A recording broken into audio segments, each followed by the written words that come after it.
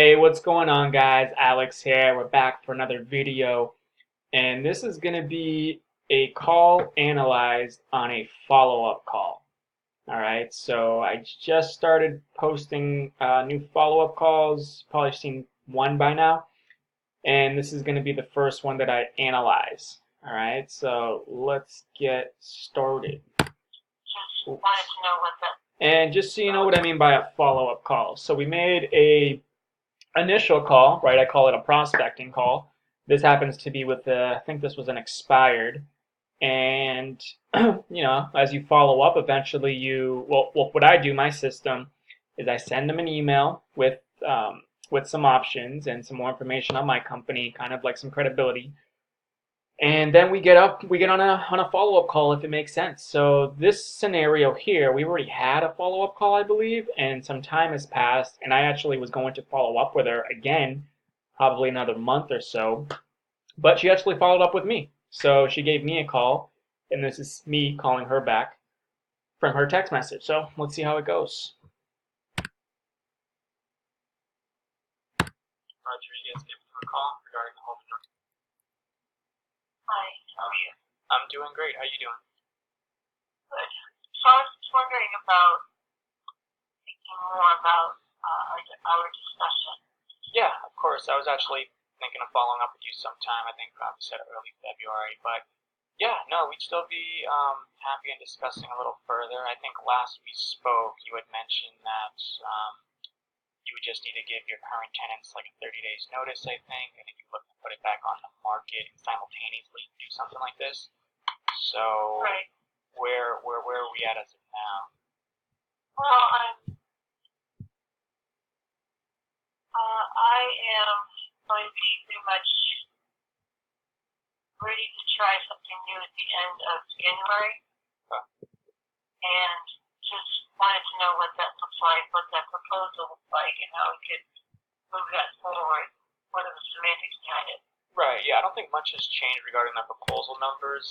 So she just basically wants to know if the offer is still on the table, which it is. I mean, I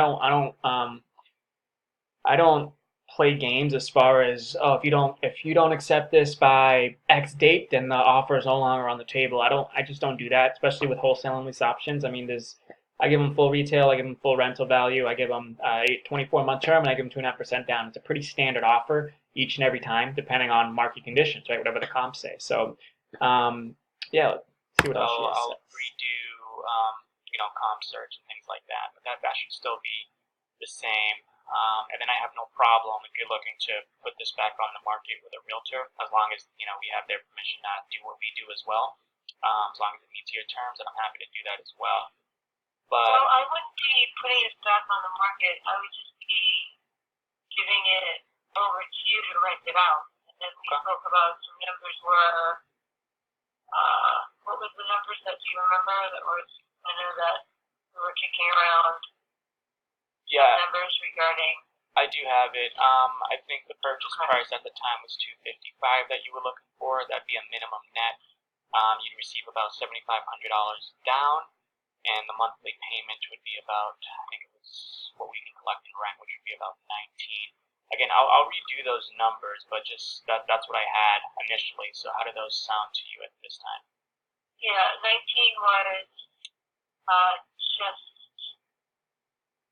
1900. That was also that was a full number, right? That was I'm just trying to think about utilities and stuff. Oh yeah, so utilities would be the buyer responsibility. They take over all maintenance, utilities, so that wouldn't be yours. I think I remember you mentioned that you had a pretty reasonable payment. I think it was around $12.50 a month PITI. So that's right, yep. It really depends on what you want to do. I mean, obviously, top dollar for the monthly is the goal, but usually the lower we can get that, then the quicker we're able to find someone for it. So, but yeah, 19 is the figure that I had last. What are you looking at for renting out? What would the cash flow be on mine monthly for that I would get? All right, so we're basically going over numbers right now. She wants to know what's my monthly payment going to be, what's my cash flow going to be, What's the price going to be? So that's what I'm going over with her right now. Nothing's really set in stone, to be honest with you. I mean, whatever we discuss over the phone, I'm going to do some extra research on it again because it's been some time since I spoke to her. And then when I meet her in person, right, I'm most likely going to book an appointment, of course, since she seems like she's ready. Then I'm going to go over what the market's doing, right? Here's what the market says. Here's the comps in the area. So, it needs to make sense. But as long as I know that she's open to these terms, then we almost always come to an agreement on the numbers.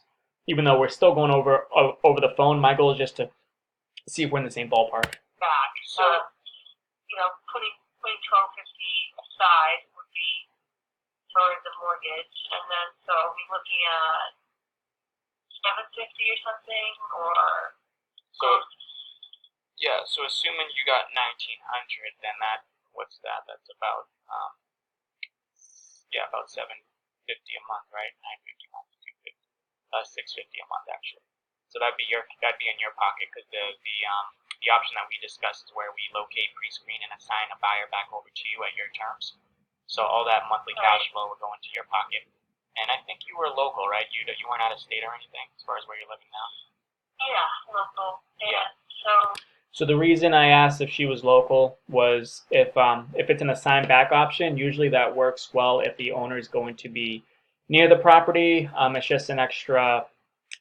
I just let them know if you're gonna be near the property, then this would probably be a better option for you because you can just check up on it every now and then. That's why I bring that up. This would be, and then this would end up resulting in that they would purchase the house. That's right. So yeah, they would purchase the house within 18 to 24 months. Again, we'll know more specifically once we have the buyer in hand. We have them pre-screened with a third-party company. They're the ones that do all that work and determine how much time they'll need. You would be taking over. They would be taking over the utility. All right, so let me back up because that's important. What I just said. Even though they want to be firm with numbers, you know what I mean? Like how long is it going to take? How much am I going to get down? Those two figures, for example, will depend on the buyer that I bring to the table, right? Because I'm assigning it out.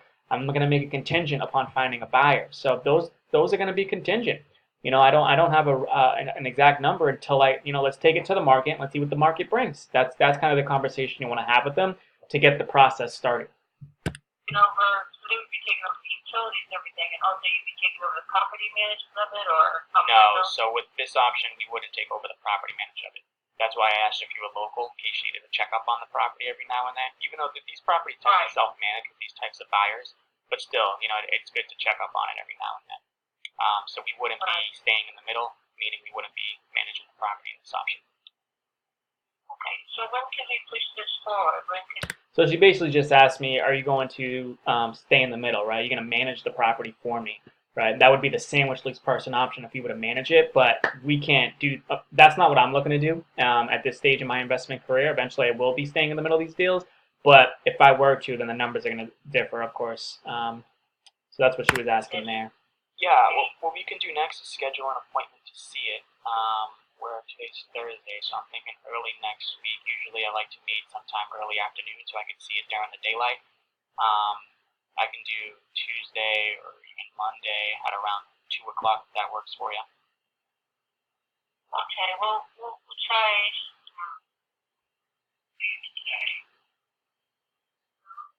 Tuesday would probably be better for me. Well, Wednesday the 15th of January. Wednesday the 15th. Okay, is that the only day you can do early afternoon? Yeah, because that's all in town. Okay, that's fine. Why don't we plan for that then? Wednesday, we'll say 2 o'clock. I might be able to do it earlier, but we'll just aim for 2 o'clock at the property, and I guess we'll go from there. Okay, sounds good. Are you, right now it's on the market, and it's coming off the market at the end of January. Okay. So that being the case, I wasn't aware that. All right, so I wasn't even aware that it was on the market when I had spoken to her. So obviously, I don't want to. I like to wait until the listing expires, right, with a realtor. So I'm not going to sign anything when I know it's currently listed. And why waste my time if I know I'm not going to sign anything to book an appointment? So I'm going to wait until we're closer towards when that listing is expiring, which you said at the end of the month. So that's when I'll probably book an appointment. Would be at the end of, at the end of the month, and I probably wouldn't even sign anything until early February because I have a license. I don't want to step on any realtor toes. So I'd probably meet with her. I'd probably post date the signature for early February, and that's how I go about it. It was actually listed. So you're saying that it expires at the end of this month with the agent?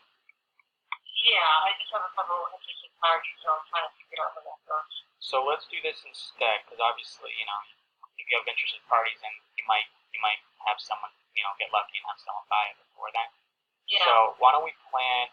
I'm not sure. You said you're local, right? So you'll probably be available 2 weeks from Yeah, now. we'll just say the end of January. You want to do that? Yeah. We'll set something tentatively, maybe Tuesday the 28th or Wednesday the 29th of January. I'm happy to lock it in the calendar today. So do you know if those days might work for you? Yeah, I feel like it right now. The end of January is definitely better. I'm just kind of going out the door. So I have to pick up and speak to you briefly. Okay. Well, then in that But the case, property manager to take over the management of the property too. You were saying that would be lowering it down to like 1,700 or something, right? what we usually do. All right, so now she's exploring the sandwich option, right? The stay-in option, where she wants to basically have nothing to do with the property and have her mortgage taken care of. So that's kind of what she's exploring right now. In that scenario, and I would partner with another investor on that. We've been at this for 20 plus years. But what we usually do is give you enough to break even each month, so you receive your $1,250 a month. That'll give us incentive to want to stay in. I mean, you have a pretty good spread here, Virginia. So even if you wanted to hire your own property management company, I think they charge 10% gross of the rent. You still have room for that, if you wanted to do it that way. But it doesn't take much. They're not going to do much. Just maybe collect a check for you. So. All right, that was a great point I made. So if you have a seller who doesn't want to be a landlord, which a lot of them don't, right? They don't want to be a landlord, which means that the assignment option is not a great option for them because they see it as, I gotta manage this tenant. Even though the tenant, they're a buyer, they're gonna take care of the property, they take over our responsibilities of maintenance and repairs. They're still technically a landlord, right? They own the property still, and they're collecting the check directly from the buyer. So the way you can handle that objection, assuming they have a good spread, right? A good spread like she does. Her PITI is $1,250 a month, and what she's collecting in rent in the past was I think $2,000. So we're gonna get it on for $1,900. That's about a $650 a month spread cash flow. She can afford a property management company to manage it for her if she really wants nothing to do with it. And as I told her, they're not going to do much. They're basically going to collect a check. That's about it. Because again, maintenance and repairs are the responsibilities of the tenant buyer. So she doesn't really need that. But if she wanted to, just as an extra backup for management, then she can do that because she has the wiggle room to do it. All right. So that's a good tip. It's not a So big. you're saying 1,900 cash, and then so 1,250 goes out to the mortgage, around 750 pocketed, and then they pick up the utilities and everything else, right? That's right. They pick up the utilities and everything else, right? Okay. Yeah, I think I'd probably be more interested in that. So do you, Yeah, she's more interested in the assigned back option where she's basically going to net more, right? For her, it's about earning more profit, not necessarily walking away from it, obviously. see that option changing at any time, or that's pretty much going to be available? Again, with the option change, sorry I keep hitting the pause, but these keeps coming to mind. Again, with the option change, I mean, let's see what I say. Yeah, no, I don't see the options changes. I mean, again, it comes down to when us having a buyer willing and able that agrees on those terms. I just think that these are terms that I think are reasonable for us to expect. I mean, we might come in with someone that might want to negotiate a bit, but those numbers seem like they'll be fair. I mean, what did you collect in rent in the history? Okay, so what I did there, I basically pushed it back on. Let's see what the market brings, right? Let's see what kind of buyer we can get to meet your terms. But I guess what I could have said as well is at this time that's what the market would bring, but the market could change or something to that effect, just to kind of let her know. I mean, it's not set in stone. I don't know. I guess the way I handled that was okay. Just continue. Like on the recent past on this property. Well, I was definitely definitely a deal for sure. But so it was just with 3 people in there. It was almost $2,000. Oh wow. But you had 3 individuals. Like, were you doing it by the room? Yeah. Okay. So yeah, you Yeah, can I always had 3 collect. people in there. You can always collect more doing it that way. Usually in this price range, just to be transparent, it's we collect. All right, another tip for you. I feel like I'm pausing this too much. So she had 3. So she was collecting $2,000 a month on the house, right? But she had 3. She was doing it by the room. She had 3 individuals. All right. So whenever you're doing it by the room, you can always get more, right? Versus when you have a family living there. So that's kind of the point I want to get across. Where just because she's getting $2,000 a month doesn't mean she'll get $2,000 with the family living there, and they're going to be taking over responsibilities of all the utilities and repairs. So I know what she was getting, but it wasn't what we'll be getting, right? We're most likely going to list it for less than whatever she was getting because they were rented by the room. So just remember that. Yeah, I had 3 people in there. You can always collect more doing it that way.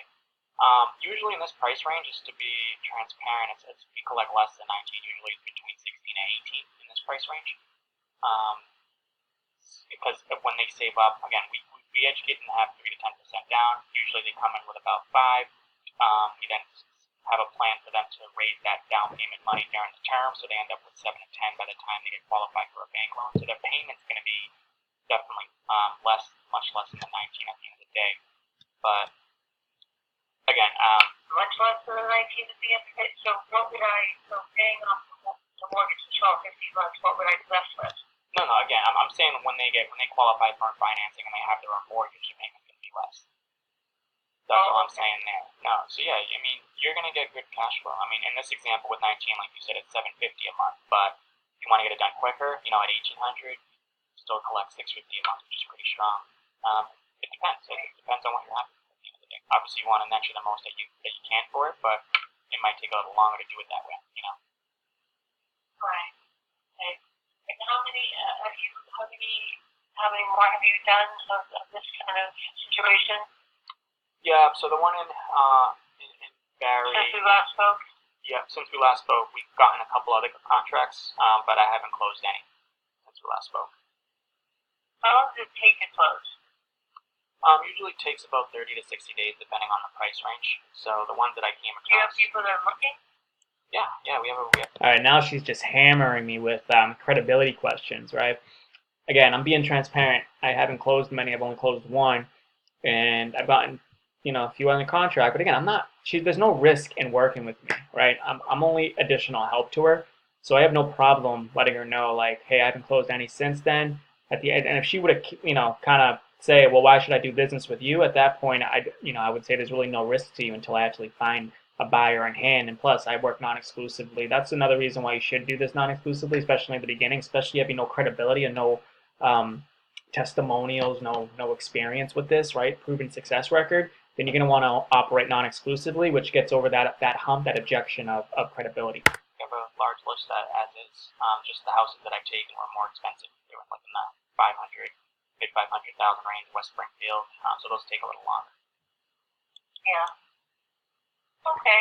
All right. So why don't we revisit it at the end of January? Okay, sounds good. I'll follow up with you then. Okay, sounds good. Thank you. All right, you're welcome. Bye-bye. Have a good one. Bye-bye. All right, so that took a little longer just because of all the pauses, but obviously want to follow up with her late January. Probably book an appointment with her late January or right before February, and sign a contract with her starting early February. And that's the next steps for this lead. All right, so hopefully that was helpful, guys. This is the first follow-up call that I'm analyzing, so bear with me. I'm just kind of winging it like I always do. Just giving you my perspective, and hopefully this is helpful for you. All right, so I post one of these every other week as far as the call analyze, usually on a Wednesday. Those stay live until Sunday, so be sure to subscribe, hit the bell, share this video if it was helpful for you guys, and I appreciate you for watching. Look out for future videos.